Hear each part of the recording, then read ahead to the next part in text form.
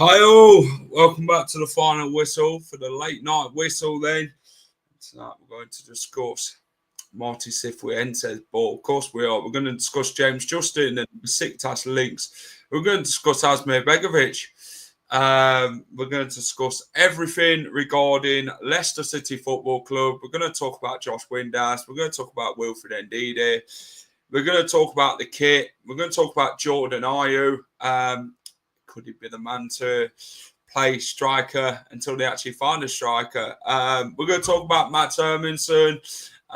West Ham think they can bloody fiddle us with this one, don't know, with a loan win obligation to buy. Well, time to get your checkbook out, boys. We ain't messing about. We need money. Let's be honest. I think we're quite desperate for it as well, actually. But let's say good evening to the chat. Kuno, how are we, mate? Thomas, how are we? Hope you're doing well. Can't believe it's not long now till the championship returns. It's about, 3 weeks today till we take on Sheffield Wednesday at King Power Stadium, 4:30 kickoff. WLB, how are we? Tripe and Onions, how are we, mate? James, how are we? Daz, how are we, mate? Hope you're good. Hamza looks decent as a right back. Well, we're going to discuss it, as always. You know how it is. What do you reckon to the third kit? Well, I'm gonna get the lads' discussions on the third kit in the second. But guys, as always, if you enjoyed the stream, hit the like button for me. I would really appreciate it. Let's get the like target to, tell you what, we'll go 40 likes tonight. So if you can all hit the like button, that'd be appreciated. Subscribe to the channel if you're new and you haven't subscribed to the final whistle and you're new to the late night whistle. We try and do this on a regular basis. We try and get guests on. We try and get a good feel on the panel of different discussions and that. And tonight we're going to discuss a lot more. I love these late night whistles. Well, hopefully we can keep doing them. We obviously do a lot more of the post-match report as well, which obviously after every game we're going to discuss the game, highlights and everything like that. But let's get into it. Let's get my guests in. Uncle Clibbo. Clibbo, how are we? I'm all right. I'm locked in my bedroom because I'm renovating, so it's a nightmare. But sorry about the backdrop, a radiator and a blinds. It's all right, mate. If you're feeling the heat by that radiator, mate. It's not on. Let's get Reese in. Reese, how are we? All right, lads. How are we? I'm all right. Nice right, shirt. boys. So, that's great, isn't it? Welcome back to the late night whistle again. You know how consistent we are with these shows where we discuss everything with the panel. Yesterday, boys, Leicester City did win 1-0 in Hungary, and Jordan Ayew scored the winner. Clibbo, talk to me. What was your thoughts on the game yesterday before we talk about Marti Cifuentes' football? I have to say, I thought they looked really well drilled, considering. I think you can tell that he's had an influence on them. I thought the style was significantly different to Andy King's methods. I enjoyed the triangles. I enjoyed the movement once one player was out of position, going into a different position, that particular player transferred into their position. The amount of tracking back that was done and regaining the ball straight away. You know, you had 4 or 5 players around the ball as soon as they got the ball. I thought that was exceptional. I'm really encouraged. Yeah, Reese, well, obviously you'd have analysed the game yesterday. What was your thoughts? Obviously, I went to the boxing last night, so I watched it early this morning, the whole game, and I was really impressed. I was really impressed with what I seen. It looked like 2 different types of shapes in both halves. You know, obviously the second half, you've seen Ricky P in the inverted full-back role. I loved how quickly we wanted to get the ball forward, moving forward. I thought there was a lot of good performances. I thought Hamza was outstanding. I thought Will Alves was excellent as well. I thought the whole team pretty much, I mean, apart from Daku, who couldn't hit a barn door, were pretty good. I mean, I hate saying this, but Jordan Ayew is really growing on me as a striker. So it's making it very, very interesting to see what the first 11 is going to be, because I think he's going to have a right headache to pick what his first team is going to be on the first game against Sheffield Wednesday. Clivo, which players stood out? Obviously, two different sides in different halves, of course. El Khanous and Co did start the first half. Second half, we see more of the Fatawus, the Jordan Ayews. Who stood out for you the most in both halves? Talk to me about the first half. Without a shadow of a doubt, for me, Chowdhury. Okay. I thought he looked very much more assured on the ball. I thought his passing was very good. Positional play, excellent. Knew where he was supposed to be on the pitch. I mean, he was up at striker at one point, I think. But tracked back well. He didn't panic on the ball. He wasn't just that kind of rush tackle, harrying. You know, he wasn't. We saw somebody who was a little bit more cultured, I thought, yesterday. Second half, difficult. I think there was, and I'm going to get hate for this, but I saw something in Vestergaard that I liked. Now, tell me if I'm wrong, Jack. Okay. Because I've said this to Reese, but what I saw was somebody who looked physically more muscular and fitter than I've seen before in Vestergaard. I mean, walking that dog is getting him probably fitter and more. Well, that's it, you see. That's why I walk my dog twice a day. That's why I look like Rocky Balboa.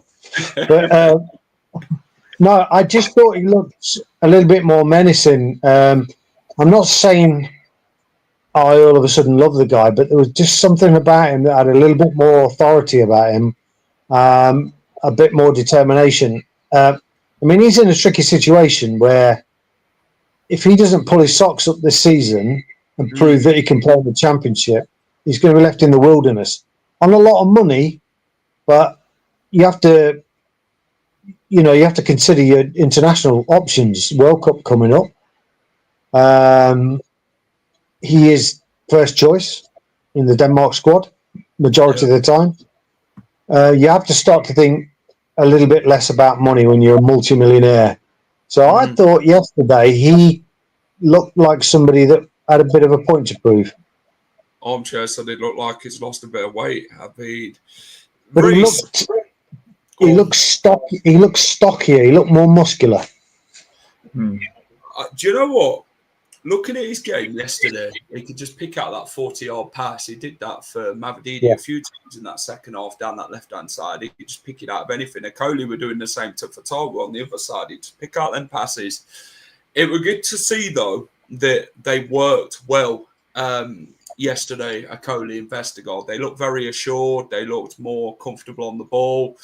They knew where the positioning was at each time. Even when one would go forward, one would actually stay back and help. Reese, first off, I thought Hamza linked up quite well with Bilal El Khanous. If you agree, I mean, you look at that right-hand side, McAteer, Hamza, Bilal, they would go into inverted. So if, say, Hamza went forward, Bilal would then switch back into that little drop back role for Hamza to go forward, so it don't leave any space in gaps behind.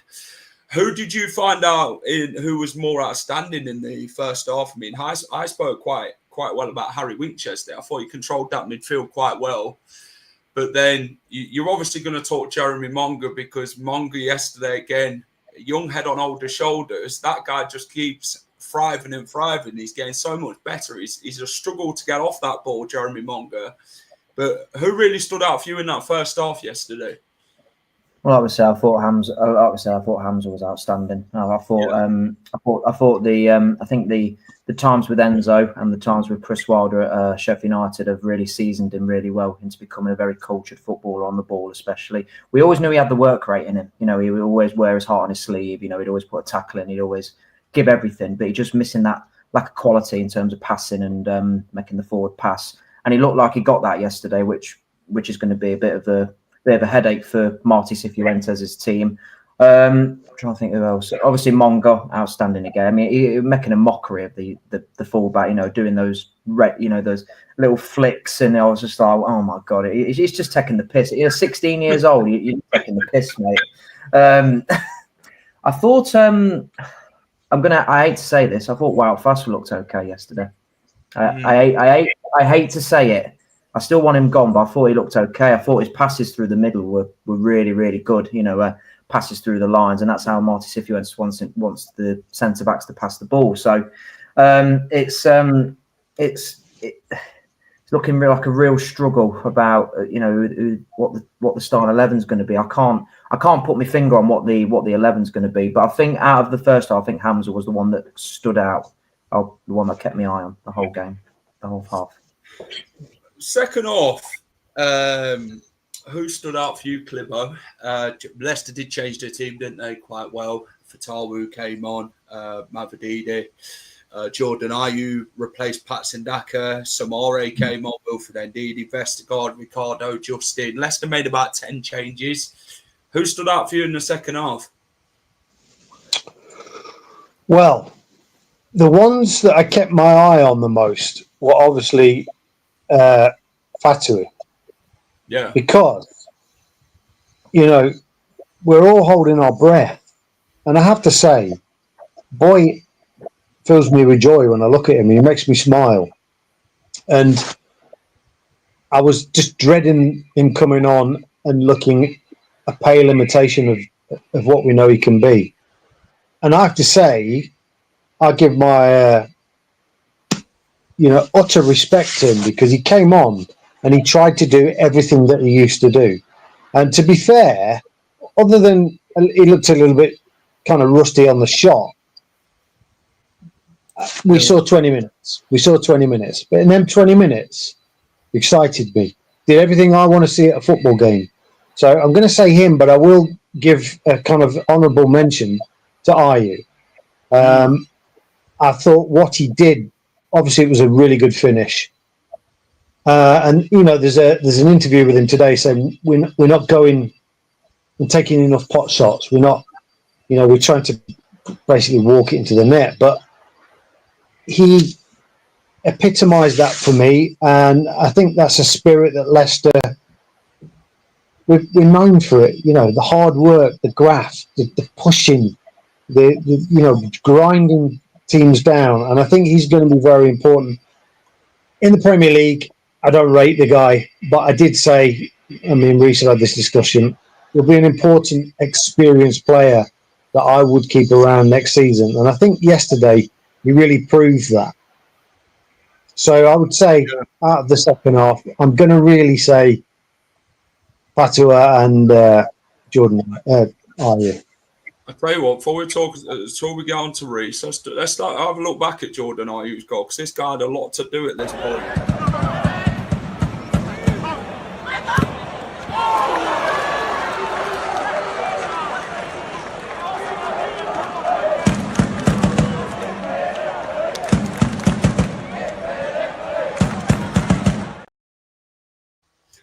The ball actually comes direct, doesn't it, to start off with, and then he sort of gives it back to Mavididi, a bit of give and go, and then he gets the ball back. There's still a lot of work to do for Jordan Ayew at that point, aren't there, Reece? I don't think I'd see Patson Daka doing that where he'd take on his defender without stumbling, but Ayew was composed. He took his fullback on, 3 players more to even beat, and he's just like, no, I'm going to take a shot on it. That shows experience and a bit more. He's actually enjoying himself under what Marty wants him to do a lot more. And if you notice yesterday, when Leicester were getting the ball into the box a lot more, there were like 5 or 6 players in the box wanting the ball at the same time. I know it was great. It was great to see. Like we missed that last season. People crossed the ball into the box and there was literally nobody there. So, but no, I mean, he's a lot more cultured than Daka. He's got a lot of experience in terms of when it comes to being a striker. And he's a very versatile player, but I think he'd be best suited to us as a striker next season. Daka's very rash and raw in front of goal still. He shouldn't be at that age, but it is what it is. But no, I thought it was a very confident goal. What I seen, just squeezing between them two players, and then having the confidence to stick it at the near post. And I just thought, fucking fair play, mate.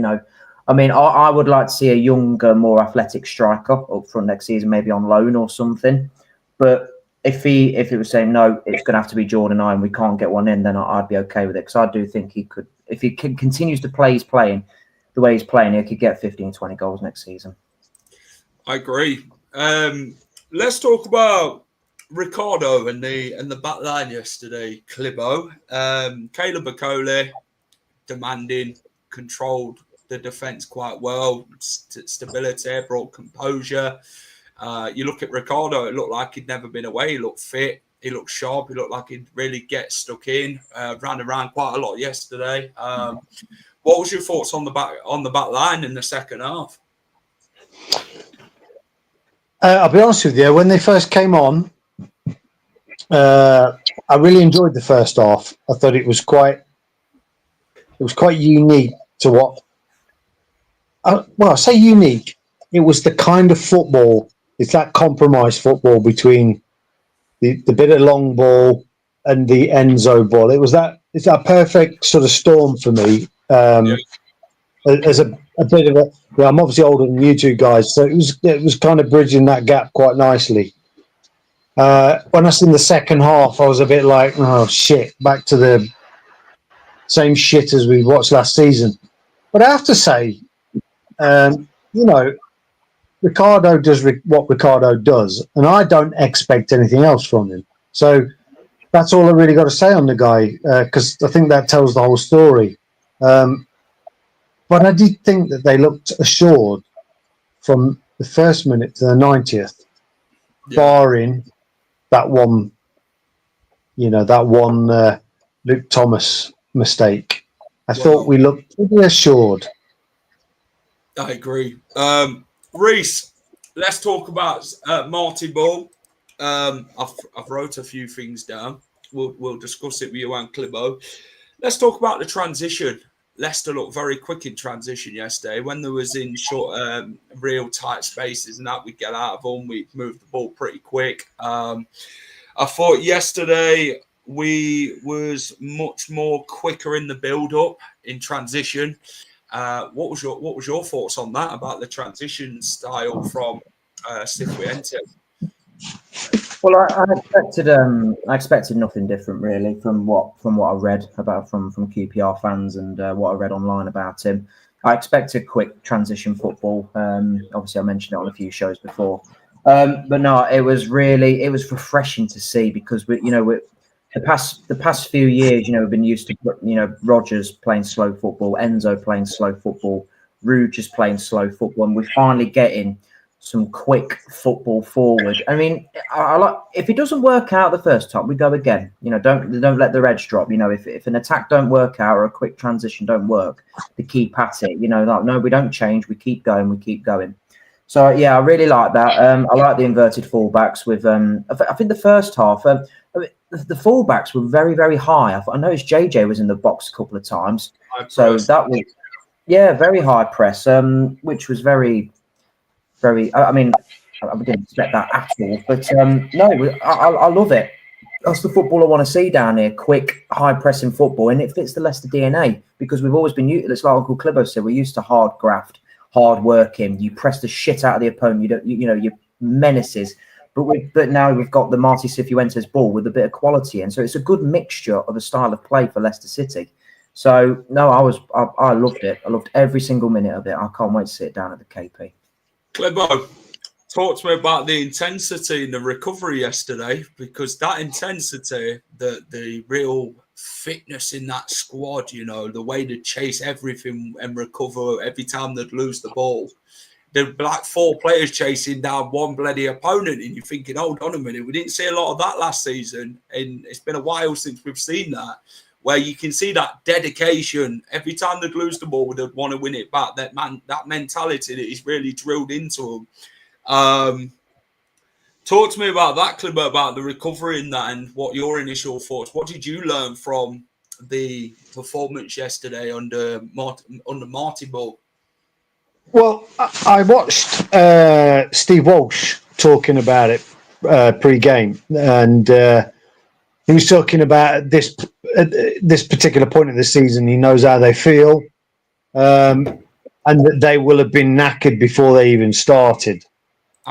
So that in itself is impressive. But if you think about the philosophy that Marti plays, you can't inflict your style on the game. You can't influence the game without the ball. So he's making it instinctive for them to have the ball. And the only way to have the ball is to get it from the opponent. And they got it from the opponent. And I thought throughout the game we were a class above them in terms of passing. Thought up front we still have a little bit lightweight and we still got a bit of work to do. But in terms of the ball retention, it's like you've got the ball from us, and they did. We made some sloppy passes. We gave the ball away, but there was an immediate willingness to get that ball. Now I've not seen that for a couple of years, and it was a joy to watch it. A joy to watch it, particularly in that pink strip. I thought that strip, my favourite so far. Interesting. Reece, what's your thoughts on the kit? I mean, I spoke about it on the watch along yesterday, saying it was like an Italian style type of kit as I looked at it. I mean, you look at Palermo, they're very much pink kit, aren't they, every time? What's your thoughts on the kit? Obviously, I'm going to put it up with Jordan Ayew. I absolutely love it. I think it's a great kit, and I think me and Uncle Clibber will be getting matching pink shirts, and we'll be holding hands together down the street. So but no, but no. To be fair, we've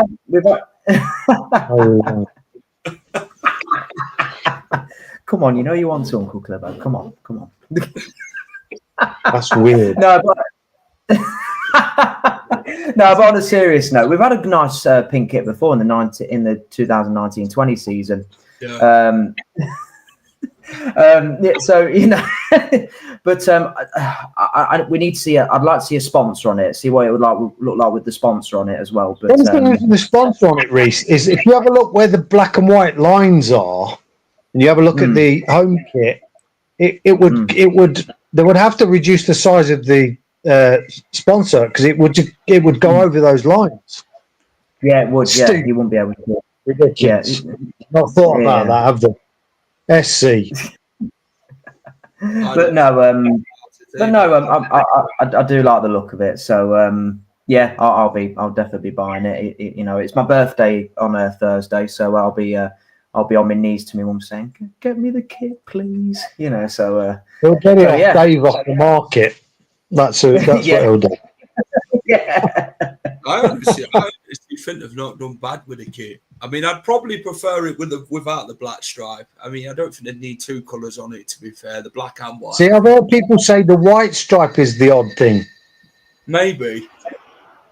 But they've not done a lot with it, have they? They've made it quite clean, to be fair. It's just what sponsor actually goes on it next is the big question, because I'm not sure, well, personally. If it's K-Bet, then I can't see it fitting on there. And how are we? All good, man. Literally just come out of the gym. I don't know if you can hear me.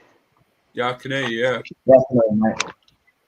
Oh, give us a sec. Let's switch. 1 sec, guys. All right, no worries. Yeah, carry on, Clibbo. I forgot what I was saying. Well, I mean, nice. I was winding Reece up all week saying, fucking pink. Wow, what's all that about? And he's like, He's like, well, I quite like the last. I was like, oh, if you're going to wear that, don't come round my house. You know, that kind of thing. And then I finally revealed to him tonight that it's actually not one of my all-time favourite kits, to which I obviously got a little bit of abuse. Yes. Joe Exotic. Listen, I feel exotic. I'm living in a bedroom. It's which is pretty much got half my house in it. So I'm living like a bog troll. Yeah, bog troll. It's horrendous. So I don't feel particularly good. I've still got my work gear on, and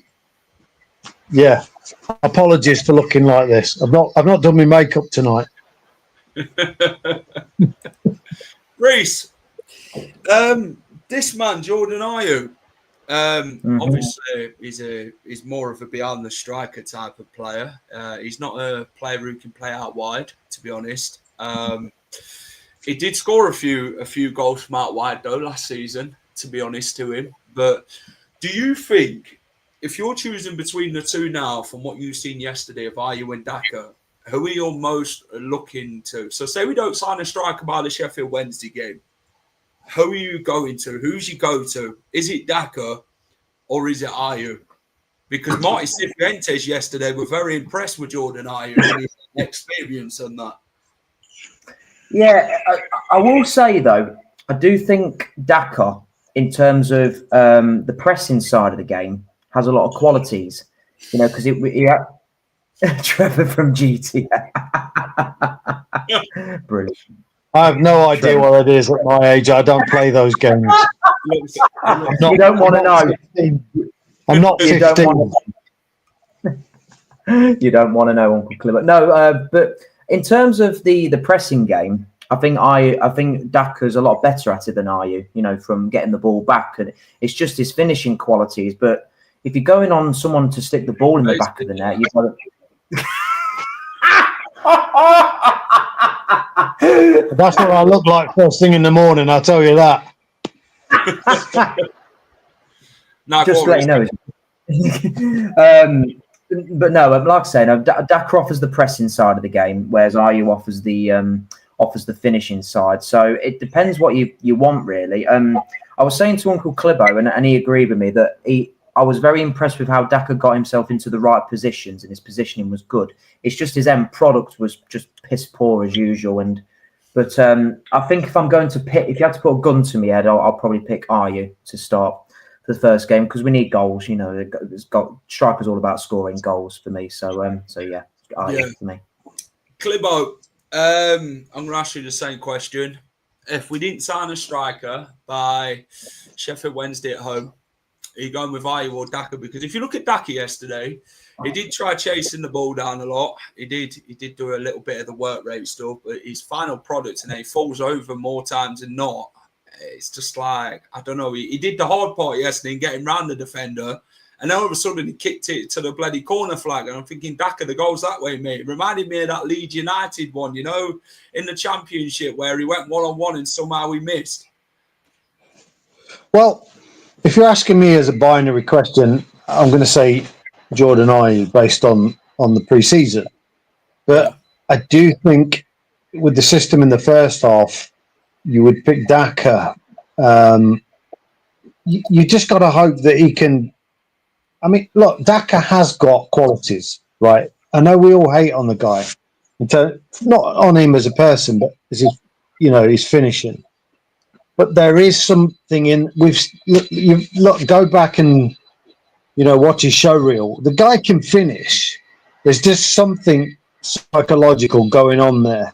If you can get him finishing, you pick him, because overall he'll bully you. I'm getting the abuse tonight. I ain't bothered. I've had worse. Clever, you getting it. That's all you said. I ain't bothered. I'm not bothered. Yeah, I think Daka's got qualities that Ayew hasn't, and vice versa. It just depends on what system you want. I mean, the speed of Daka, if you want pace, you pick him. But you just hope that he can work on him in training and just give him give him his confidence. I still want the guy to work out. I do. I've met the guy, and he's such a lovely guy, and I really want it to work for him. But whether it's just a bridge too far, and he's been here too long, and it's not worked.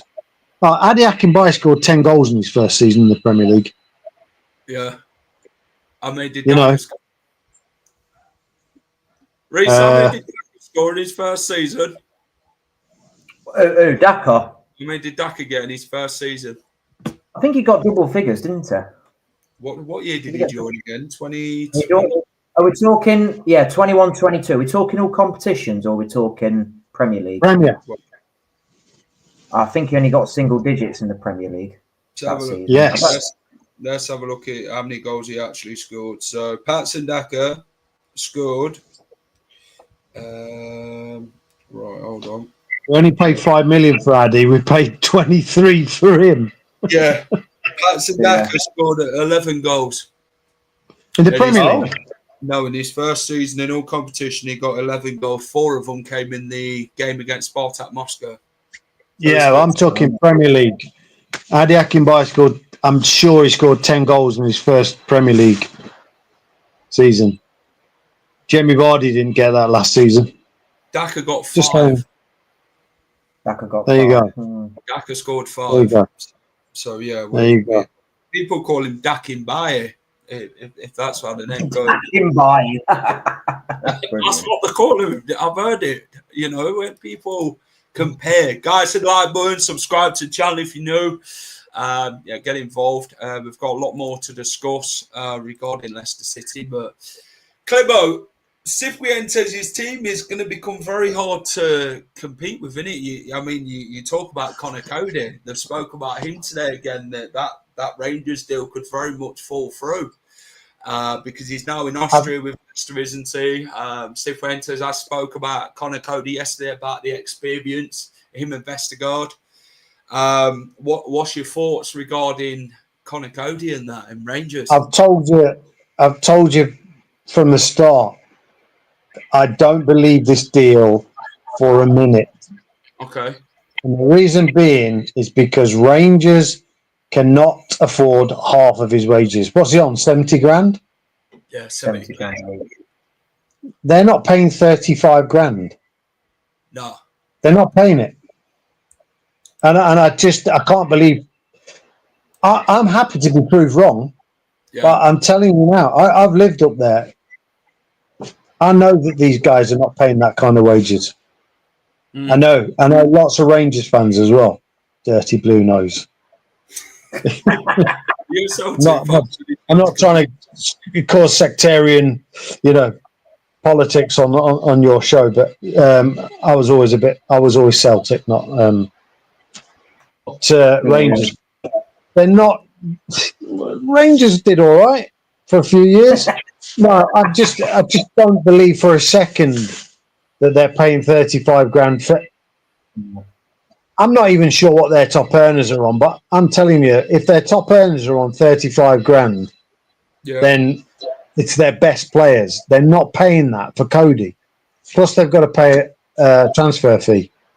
I'm not buying it. So for me, unless somebody comes in, pay off his wages and get him south of the border, I don't see it. Should we, to be honest? That's the thing. That gets us even more in PSL trouble if we did things like that. Even 60%. We need to get rid of players with big wages like Conor Cody.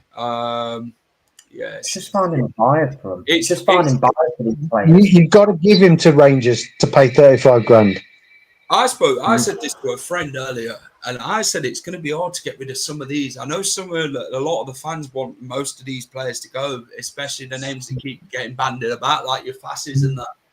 But it's going to be difficult to get rid of them because of how much money they're actually on, because some of these leagues ain't going to want to pay them types of wages at all. Well, it means that we're going to have to take a drop in the signing on fee. Yeah. And so it's, what do you want to do? Do you want to risk more financial PSR shit? Keep those players, which probably will get you promoted. Yeah. If you keep them around. So it's that kind of which way do you stick or twist? Is it D Grom is on 30k, highest earner at Rangers, 30 grand he's on. There you go. So if you take a 50% cut, nice digging there. Nice digging. That's 35 on the Cody already. You're not paying 35 for a plus 30 defender. You're not doing it. It's going to be difficult to get rid of fast. This is the thing. And Reece, you talk about all these players that Cifuentes has took over to Austria. It gives them a real good look now, doesn't it, to see what he can actually do. I think, what are they, like 7 weeks of the window left at this minute in time? So what's your thoughts? Because this 11, it's not going to pick itself, is it? Let's be honest, because there's going to be a lot of players that want to knock on that door to be starting the first game of the season. I think for me, there's a couple of absolute guarantees next season in the starting lineup. I hope you guys agree on this. I think Jakob will be one. Yeah. Jakob. I just can't see Mads Hermansen staying. I mean, obviously, we'll touch on the Mads Hermansen links. We're going to touch on that. Yeah, yeah. So, I mean, we have to get rid of him. It's mandatory that we get rid of him because we need that money. Trying to think of. I think Nelson is a guaranteed starter as well, in my opinion. I think you're injured yesterday. I think he took a bit of knock in training, I think. Well, there's meant to be 2 games yesterday. Were there meant to be 2 games yesterday? Or is that next week? Friday, yeah, when we play. Oh, right. Is one of them cancelled? Because I heard that there was meant to be 2 yesterday and one was cancelled. Yeah, it was supposed to be in that. Who was it? Bloody hell, I'm trying to bloody think who it was. Was it a German side? Cologne. Maybe. No, it's not Cologne. It was somewhere beginning with F, I think. I know the team began with F. Yeah, going back to what I was saying, in terms of these players, like Fast will be easier to get rid of than Cody because he's a Belgian international, and Belgium are one of the best teams in the world. They're and he's starting from Sunday like every.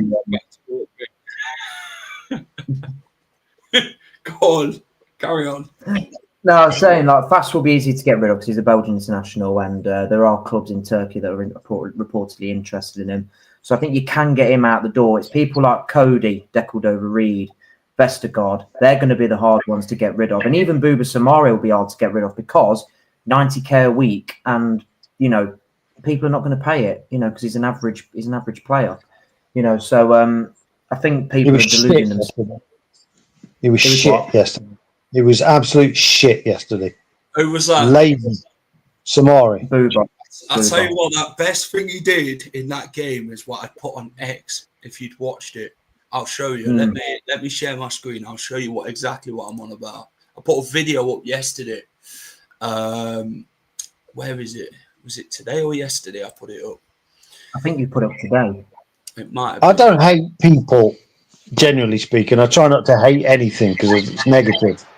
Right, but as a player, I absolutely hate him. Right, so this is the best thing I thought Samari did yesterday in the game. Away from 3. What, piss off? No, he didn't let him try. Samari. Neatly away from 1, neatly away from 2, neatly away from 3. Buba Samari, what a... Samari. Away from 1, it makes it worse that he does that. It makes it worse. Yeah, if he couldn't do that, then you'd be like, yeah, fair play, he's just shit. But that proves to me that he just goes, I can be bothered now. It's terrible. He doesn't deserve to be in the position he's in. It's a privileged position to be a football player, and to be a football player at the highest level, earning that kind of money is an absolute. Look, we're all lads, and I grew up in different eras to you, but we all thought the same as young lads. Kicking a football on the street, playing for your school football team. I want to do that. I want to earn 90 grand a week. I want to do that as a profession. I want to be the best. I want to score goals. It's a privileged position, and he's taking the piss, taking 90 grand a week and doing that and then going, "Oh, I can't be asked the next week." It really pisses me off. It's like, what? He's on 90 grand a week. How much is Yeah. he on, Reece? 90 grand a week. Do you know what? Do you know what? I dislike his play. And what infuriates me with Boubier, you can see little things like that, and you're thinking, this guy could actually do something. Then all of a sudden, there's just nothing after, and it's like, where the hell is that Samari gone? You can't trust him. You can't trust him. That's the thing. No. Marty won't put up with that. I was just going to say, I don't think Marti's You do look at him last season against Ipswich, he shoved them players off the ball, and then against Tottenham, he had like one of the greatest games ever. He's best in the Leicestershire, and you're thinking, oh, you know what? This guy can actually do something. And then he goes missing. And it's like, what are you doing, man? He's, I tell you what he's like. He's like a spoilt child. He's been told all of his life. He's on 80K.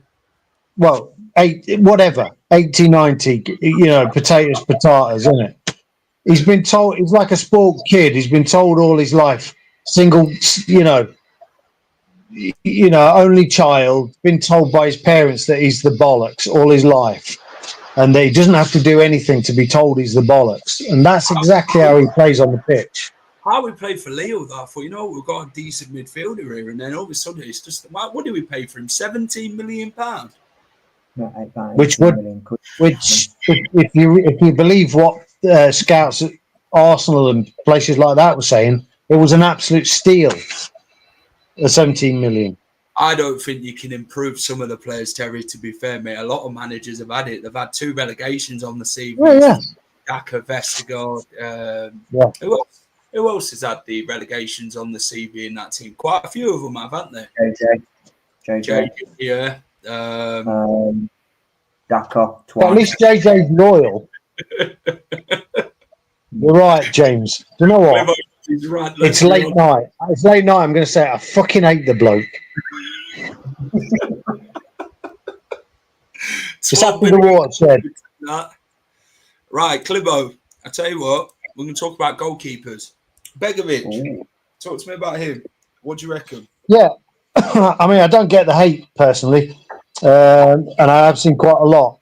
He's experienced. He's a good keeper. And in quite a lot of championship sides, he'd be number 1. We've got 2 very good young keepers. One that's going to be first choice. Yeah. One that is potentially going to be a good keeper, whether we keep him or sell him. It will make some money. And I think him being around can offer. I mean, have we got a goalkeeper coach yet? But he's going to be very important. Very important. I think get him on a 2-year deal. His wages won't be too high. No, I'm okay with that. And you have to remember, goalkeepers peak a lot older than outfield players. In 2 years' time, it'll be 39, 40, ready to retire. Who knows? He could be part of the backroom staff. You never know. But I do think it's a positive thing. And to be honest with you, if you look at the options out there for a second goalkeeper, there's not many about. It's a difficult, the fact that we've got links with him through our manager has helped us massively. I don't really think people should be hating on this idea. Yes, he's older than the 30. I get that. There's a goalkeeper and we've got a young number 1 with a young number 3. So why not just chuck in the middle a little bit of experience? Reece, what do you reckon regarding Begovic? Because it could be a number 2, it could be a number 3. He'd be a good mentor to these young goalkeepers like Jakob, who want to be proven to be number 1. Offers a vast experience. He's a veteran in the game, like Mark Schwarzer was once upon a time, by the way. I think he's one that could be very much one for the coaching staff. He could be a goalkeeping coach that we haven't even got yet. So it could be a player coach type of role, to be honest. A year's deal would probably be a short-term thing. for him. The only thing that I would worry about is the wage situation and how much wages he'd actually want. Because at Everton, there was rumoured to be between 21 to 30k in wages. I can't be the exact figure because different websites say different things. But what's your thoughts on Begovic? Would you take him as a number 2 or a number 3, considering all his experience? Yeah, I think I would. I think it's a deal that I can get behind in terms of his experience under Marti Cifuentes. Obviously, he played with him at QPR. Again, it's got the potential to be right. You come in for a couple of years as a backup keeper, and then you become my goalkeeper coach or something. You know, it could work out that way.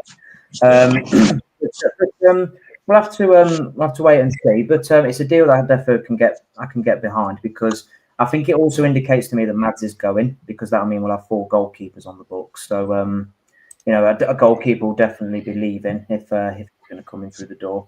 But no, it's a deal that I can get behind. As long as it's low wages and a low contract, then I don't see why not. If I see 3-year deal offered to him, then I'm gonna hit the roof. But no, I mean 1-year deal with an extension of another one. I think another year option would be all right for me. Dan, that's why I'm saying a great backup. To be fair, yeah, if Stolaric's going to be number 1 next season, then it'd be a good mentor to have. I mean, Steve Borsa would be good to bring through. Probably not ready at this minute in time, but if you bring someone like Begovic in, it can help him get along that right path into the first team. Yeah, I think when you're hiring a keeper like him, that's the thought process behind it. I think you got to look beyond, will he be playing in our team as backup? I think you have to look beyond that. And I think we've all been guilty of, well, I say guilty of, we've all rightly had our very strong opinions about how the club's been run. But with things like this, if you look just beyond a little bit, beyond we're signing him as a number 2 or whatever, and see the bigger picture, I don't really think you can justify slagging it off, if I'm honest. I know that's controversial, and I know people are going to go, piss off, Glibbo. That's fine, I ain't bothered. Thick skin. But I can only see benefits from it. He's a good goalkeeper. He's going to get him the bottom half as first team keeper for quite a lot of sides in the Championship. He offers experience, knowledge. He can bring the other keepers on. He'll push them. And you were saying about wages, 21 to 30. That's in the Premier League. Yeah. If he's accepting terms in the Championship, 14 grand at QPR. Well, I mean, who else is going to come to the club for that money? Not many keepers. Nah. Not many keepers. I mean, personally, I think he'll play all the cup games, because the last thing we could be doing with is losing Jakob. So I think he'll play all the cup games, and that will give Borsa a chance to be on the bench. I mean, and that's an experience for him. He's a young goalkeeper. Was he 21? It pushes him up the line a little bit and gives him that incentive this season to at least be on the bench. And that's all good. And I think that applies to a lot of our players. There's a lot of players that are coming through that are young. We're all excited about them. We have to be realistic. Many of them will be on the bench. I think they know that.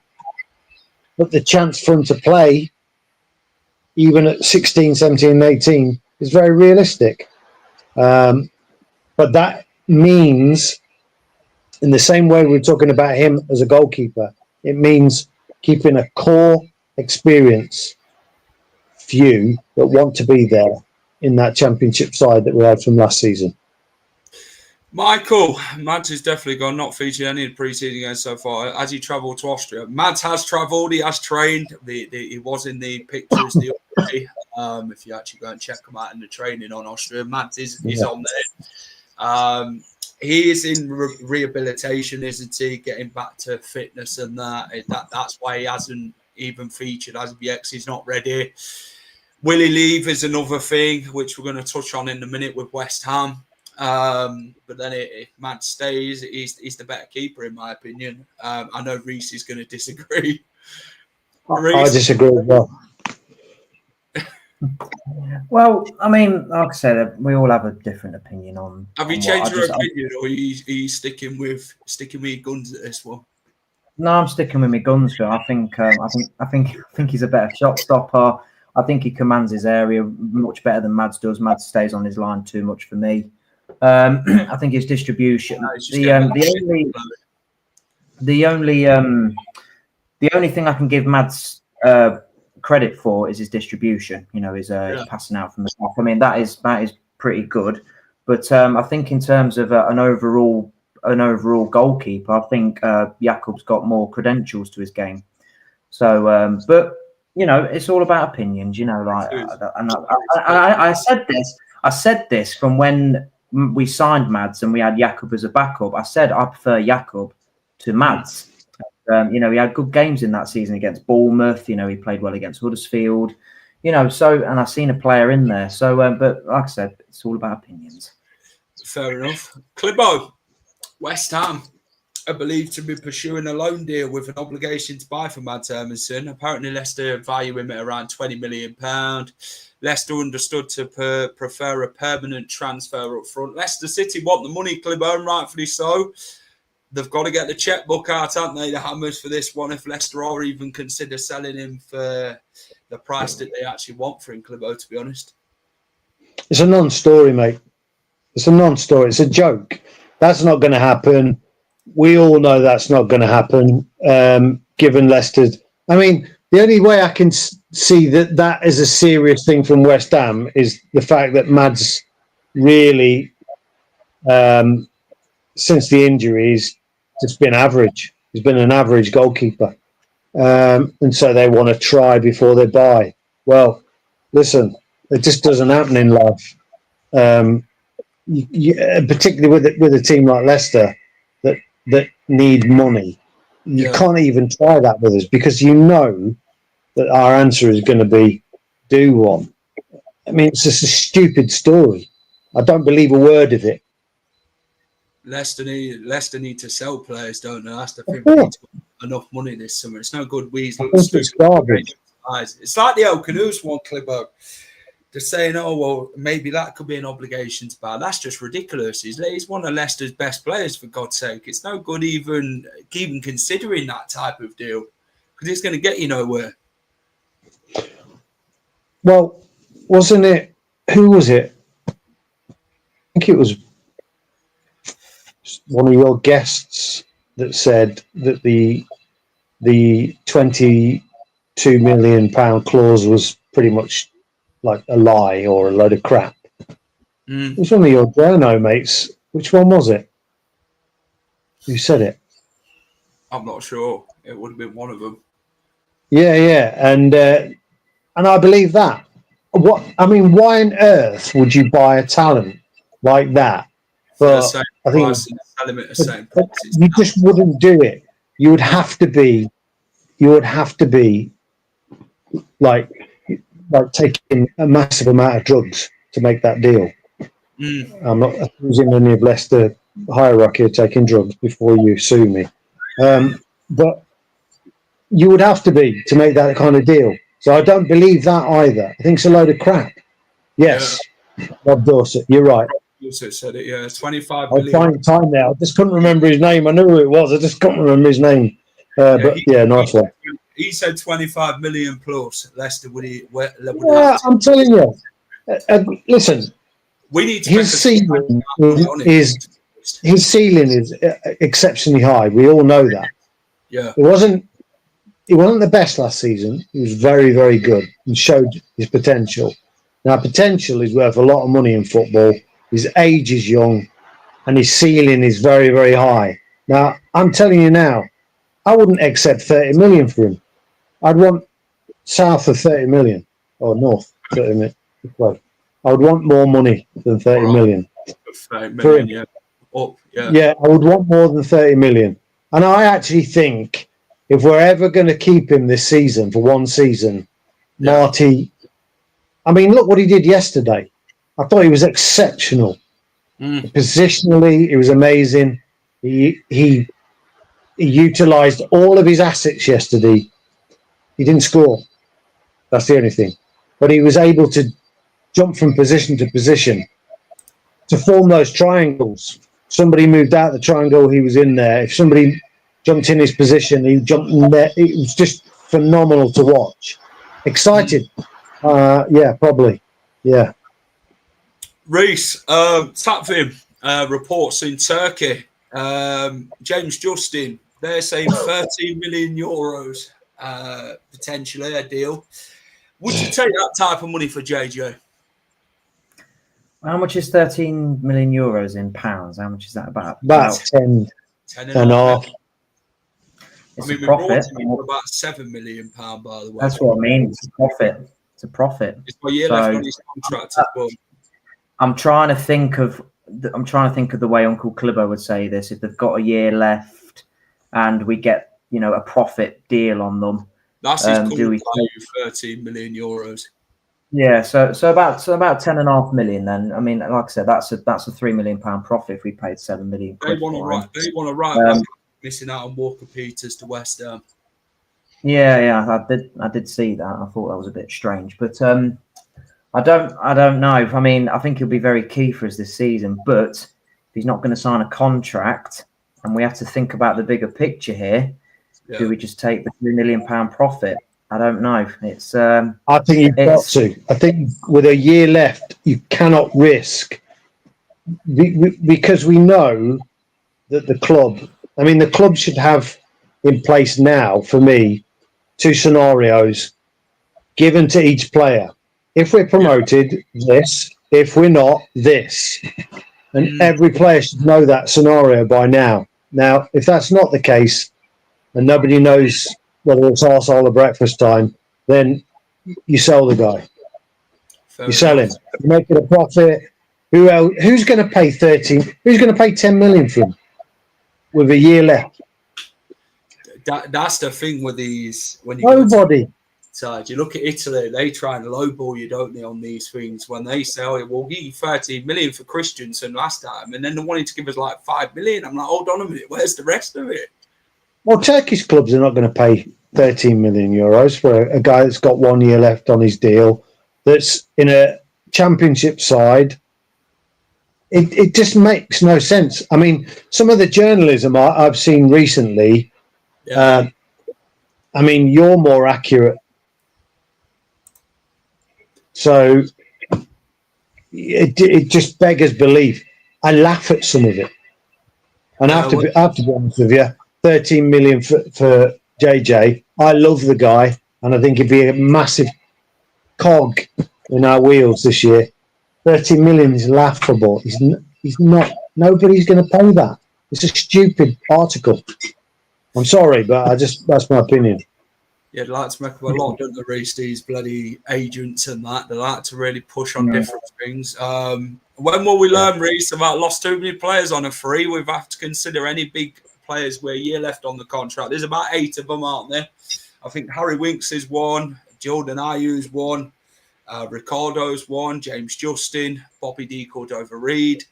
There's a few out there, aren't there, with the year left on the contract. Do you think it's where Leicester have gone now, consider potentially now cashing in on these 1 years left, or they've got to sort something out, haven't they, to be fair? I think so, yeah. As much as we love like certain players like JJ, we all love JJ, he always does try hard, but I think if you're offering that kind of money for these players, I think you have to take it because like I said, we're not in a privileged position to be, keeping hold of these big assets, like so-called big assets like we did with Tielemans. We thought, no, we'll get more money for him. But now we're in a position where we've got PSR on our backs and we have to take any sort of profit we can for any sort of player to get PSR off our backs. So it's a shitty situation, but at the end of the day, we have to think of what's best for the club. And like we said before, no player is bigger than the club.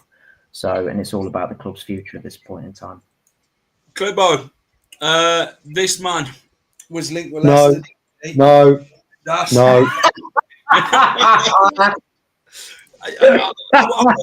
not going to tell you he's signing for Leicester, what I'm saying is, Wrexham are signing him, by the way. He has been linked with us, but it's not one that's coming. So I'm glad to hear that. Don't get mad about it. I'm actually quite relieved you've said that, because I mean I've been at work today again, so I've not kept up with the latest. But I have to tell you now, when I seen that link, and I'm using bad language again, but I was pissed off. It pissed me off because you've got all these really incredibly talented players with a sprinkling of experience, and then you get linked with that, and then people are saying, "Well, you know, he could do it. He scored 13 goals in a crap team." Yeah, but that's in a system that was designed for crap players to score goals. That's not a system we would fit in. It's just a stupid argument. He's a centre attacking mid. He's not a striker, by the way, either. Well, it doesn't matter. Their standard of football compared to what we're going to be playing is different, and what the requirements of him in our team, he wouldn't score them goals. Yeah, he wouldn't be being put in those positions. I wonder if they could take Cody and Reed. Well, time's going to tell how Leicester City's transfers are actually going to work, Clibbo. What was your thoughts on the positions that have come out about Leicester? A number 6, left-sided midfielder, a striker, a goalkeeper. Again, I think it's all agent talk, and just people making shit up. That's what I think. I truly believe that, and I'm not just being sensationalism. I truly believe it's a load of crap. I think what they're looking for is a goalkeeper, because that's obviously what we need, because Mads will be going. Obviously, we need a striker. A decent striker in that system yesterday bags a couple of goals. And I struggle to look at any other part of the pitch and go, oh, we desperately need somebody there. I genuinely believe that. And we haven't got much money, so we have to stick to the decisions, excuse me, that we desperately need. That's a striker and a goalkeeper. I think the squad, and bear in mind, our squad's going to be massive next season because of the age of the players.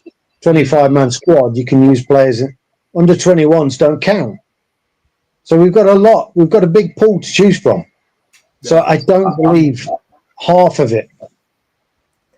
Bruce? I believe I've seen the article, and the positions that they reportedly said, I agree with 3 of them, and not the left.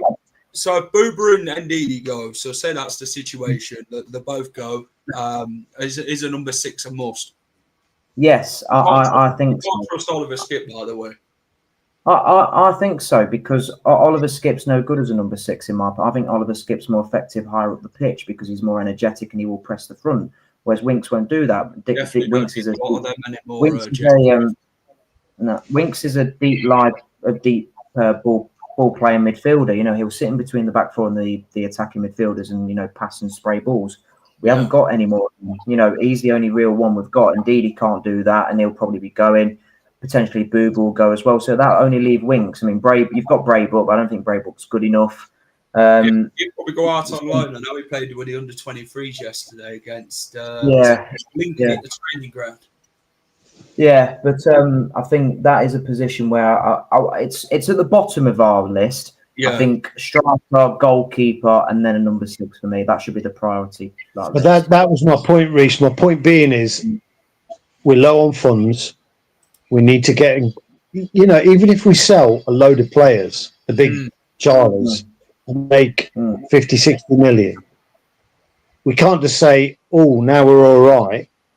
That has to go in a pot to make sure we're all right for the future.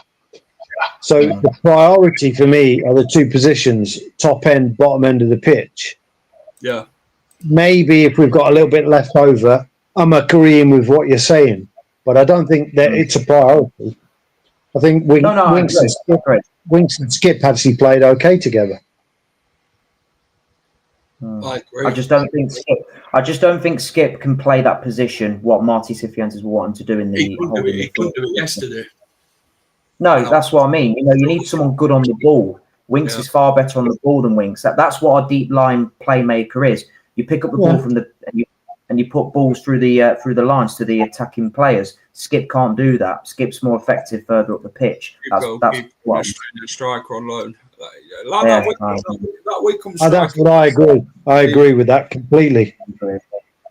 That Wickham striker won't be bad though. Richard Coney for 7 million. If we can get rid of players. See, I think I've thought about this. Go on. And it was you come up with that figure before. Yeah. And because I thought to myself, actually, why don't we look in League One? And then I heard you say about that figure. I don't think anyone should be paying 7 million for a League One striker. I agree. To be fair, if BK had play him next to Winks, what's your thoughts on that, Clibbo, about Bill Allen? What's that again? He can play as a number 10. He can play as a number 8. Where do you think we could really put him in next season? Do you think it's next Harry Winks, or would you prefer him further forward? I like him as an 8. Okay. I do. And this is something me and Reece have spoke about a lot. I mean, I don't get me wrong. I think all the players are learning multiple positions. Yeah. And the reason I think that is because, one, that's the way the modern game is going from the youth level. But if you had a look at how the game went yesterday, they were able to transition into different positions because they understood the other positions. And I think that's something that's been almost from a university degree level where they're sitting down and studying this shit. I do believe. So I think that's good going forward. What's your thoughts? I believe that he can. He's a great playmaker, and I just think that's somewhere he would thrive. What do you reckon, Reece? Is that El Canous in the 8? Yeah. You're saying? I think that's his best position. I think that's his best position by a mile.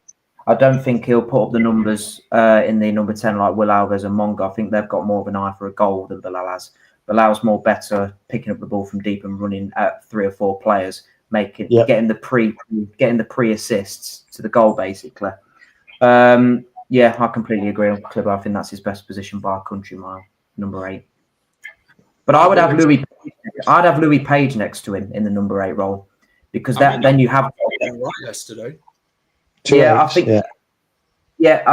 2 8s with Winks as the holding midfielder. I think you've got the perfect balance there. You've got a number 8 in Bilal, which can create and make players look like silly fools. And then you've got a goal scorer in midfield, and then you've got a goal scoring 8 in Louis Page, who's got an eye for a goal, as we've clearly seen in the pre-season games, who can play that KDH role that he played under Enzo. So, if you didn't pick Page, who would you put there?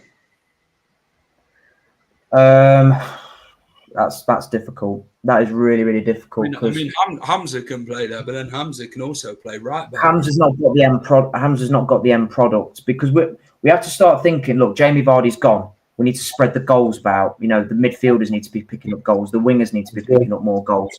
So we need to spread the goals next season. So that's why Louis Page will be number. I think Alves is better as a number 10. Yes. So I don't know. That's hard. I couldn't play Oliver Skip there because he hasn't got any goal scoring threat. He ain't got a goal scoring eye, has there? Trying to think of number 8s that we've got that can play that. Indeed, no, thank you. No, thank you. Ain't a number 8 either. No, piss off. He's a number 6. You see, this is where I think Marti is quite clever. Where a situation requires it and he hasn't got it, he's got the players to change the system to suit. And that's something that I hated about Enzo. I loved when his style paid off. It was like poetry. I loved it. But I was down there on games where I just wanted to punch my own face in watching it. I couldn't stand it. It's true, chat. I was sat next to him while he was doing it. Were you doing it for him? I just remember the QPR game, and he was just sat there. Every time I looked across, he was just like this. Oh my! He was just like this every time, and I was pissing myself laughing. I'm like, Reece, how are you watching this week in, week out? And I was like, it's not usually this bad, because I actually quite enjoyed Enzo Ball. I enjoyed the dominant possession-based play. I literally could have sat there flicking my own testicles just to feel something. That's how pissed off I was. Right, we're going to leave it. It's like the end of the scale. I don't need that, Mike. I don't need that buzz. I just need to watch nice football. That's it. That's all I want. We're going to leave it there before you get carried away. Right. Thanks for coming on. That's all right, mate. Catch you soon. Nice one. We'll leave him there before he goes into something else. Yeah. Right. Yeah, definitely. That's the entertainment for tonight finished. Reece, thanks for coming on, mate. Pleasure. See you soon, mate. Take care, mate. Guys, thanks for joining us. Really appreciate it. Hit the like button if you enjoyed this stream. Subscribe to the channel if you know and you haven't subscribed. If you can. If you watch this on playback, let me know your thoughts. It has been an entertaining late night whistle with Clipper and Reece. Let's be fair. Maybe a few F-bombs by Clipper, a few angry moments if you mention certain players, but yeah, we'll get on with it anyway. But no, thanks for watching. Hope it's been a good show. We will try and do more late night whistles in the near future. Hopefully it's a big week for Leicester, by the way. 2 games to come on Friday, and yeah, let's hope we can get more into the end. Marti effect. So yeah, thanks for watching. Take care, and I'll catch you again soon. Keep it the final whistle. Good night.